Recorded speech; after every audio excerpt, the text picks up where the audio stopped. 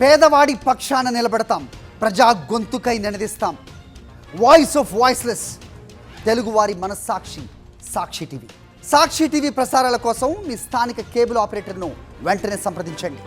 వికారాబాద్ జిల్లా సర్పన్పల్లి బోట్ ప్రమాదంపై దర్యాప్తు జరుగుతోంది. అయితే వివరాలు తెలుసుకోవడానికి వెళ్ళిన వారిని విల్డర్నెస్ రిసార్ట్ నిర్వాహకులు అనుమతించడం లేదు. లోపలికి వెళ్ళడానికి అనుమతి లేదంటున్నారు వాళ్ళు. చెరువులో మునిగిన బోట్ను బయటికి తీశారు. సముద్ర సమయంలో ఈ ప్రమాద సమయంలో బోట్లో 5 పర్యాటకులు ఉన్నట్టుగా సమాచారం. మరి బోట్ మునిగిపోయినప్పుడు స్థానికులు 3 కాపాడారు. బీహార్కి చెందిన మరో 2 రీతాకుమారి, పూనం సింగ్ చనిపోయారు. సర్పన్పల్లి ప్రాజెక్టు పక్కనే విల్డర్నెస్ క్యాంప్ నైట్ కొనసాగుతోంది ఈ సైట్. అలాగే 5 ఏళ్లుగా టూరిజం శాఖ అనుమతులు లేకుండా అక్రమంగా ఈ బోటింగ్ నిర్వహిస్తున్నట్టు తెలుస్తోంది. గతంలో తనిఖీలు చేసి సీజ్ చేసినా మళ్ళీ అనుమతులు లేకుండానే మళ్ళీ స్టార్ట్ చేశారు. రైట్, ఇదే అంశంపై అప్డేట్స్ మా కరెస్పాండెంట్ విక్రమ్ రెడ్డి తెలుసుకుందాం. విక్రమ్, చెప్పండి. సో 2 వ్యక్తులు ప్రాణాలు కూడా పోయినప్పటికీ ఇంతవరకు కూడా వాళ్ళని తనిఖీ చేయడానికి కూడా అడ్డుకుంటున్నారంటే కనుక ఏంటి వాళ్ళ ధైర్యం, ఏంటి వాళ్ళ బలం, ఏంటి మీద ఇన్పుట్స్? అరే, వికారాబాద్ జిల్లా సర్పన్పల్లి ప్రాజెక్ట్ లో అనుమతి లేకుండా బోటింగ్ నిర్వహిస్తున్నారు నివేల్డర్ నెవెస్ రిసార్ట్స్ వాళ్ళు. గత కొంతకాలంగా కూడా వాళ్ళు ఇదే విధంగా కొనసాగిస్తున్న పరిస్థితి. 5 ఏళ్ల క్రితం దానికి సంబంధించి అనుమతులు లేవని చెప్పి ఇరిగేషన్ శాఖ అధికారులు సీజ్ చేసినప్పటికీ అక్కడ సర్పన్పల్లి ప్రాజెక్ట్ ఉంటుంది. ఆ ప్రాజెక్ట్ లో బోటింగ్ అనుమతి లేకుండా నిర్వహిస్తున్నారు. ఇరిగేషన్ శాఖ అనుమతి తీసుకోవాల్సి ఉంటుంది. కానీ ఇరిగేషన్ శాఖ నుంచి ఎటువంటి అనుమతులు లేకుండానే, కనీస జాగ్రత్తలు తీసుకోకుండానే ఈ బోటింగ్ అనేది నిర్వహిస్తున్నారు.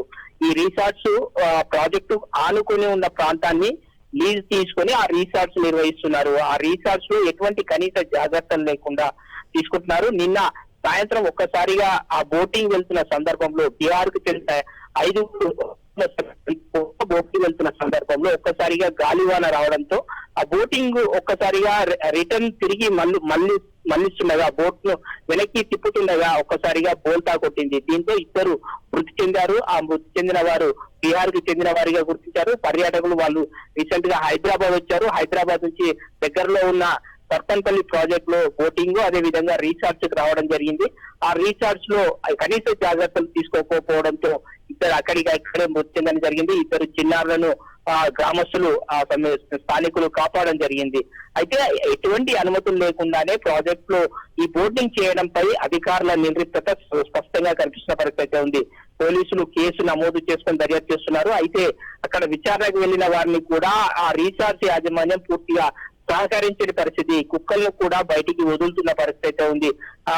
అక్కడ విచారణ జరపకుండా కొంత అడ్డుకుంటున్న పరిస్థితి ఉంది.